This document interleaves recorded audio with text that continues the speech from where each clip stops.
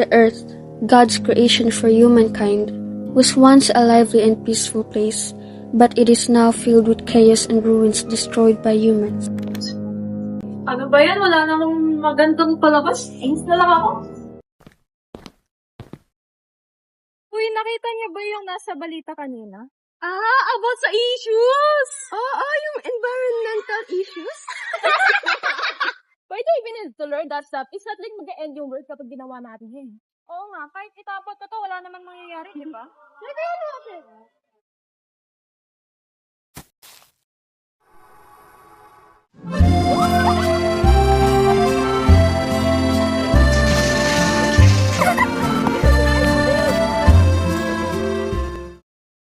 Uy, di ba pa kayo ng luno? What? Uy, bawal yan gawin. Makakarma daw kayo pag ginawa niyo yan. You're doing that nonsense. Hindi naman sa gulo. You're just a friend. Ako!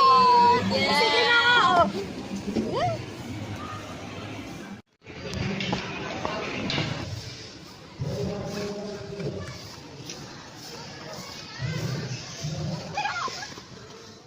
Bagal! Uwi na tayo. Tara, ayoko na rin dito. Kakapagod na, tara.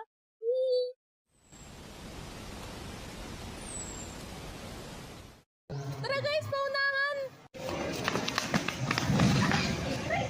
Ano ba yan?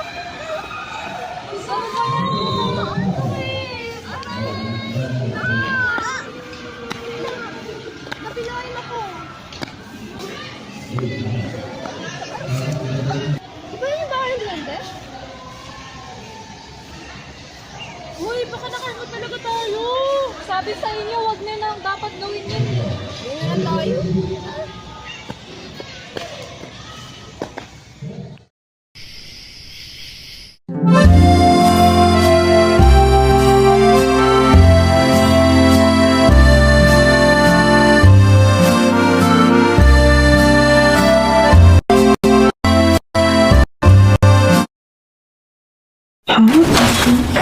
Trash? Where am I? Huh? Vision. Burning? Vision? A vision? A vision? Is this what the future will look like? Even just small things can lead to a huge impact like this? If so...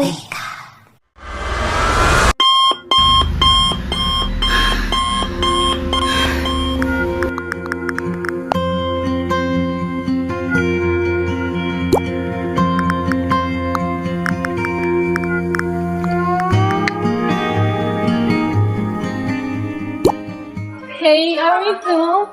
Did you really ask that? Gusto mo ng honest answer? Vision ba talaga yun? Ano tingin mo? Some random dream? And that random dream represents the future Earth?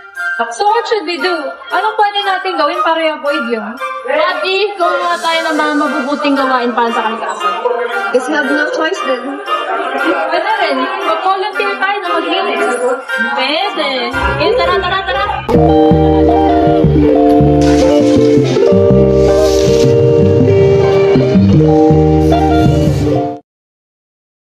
Another vision? Why is it the same? Did we fail to change the future? It changed? It changed! The future changed. What you saw isn't just a film. It's a depiction of reality. Think of it, for warning you before it's too late. Even if it's just a small action, the impact it will leave will actually be pretty bad. So stop making the earth hotter than your ex. It's not possible.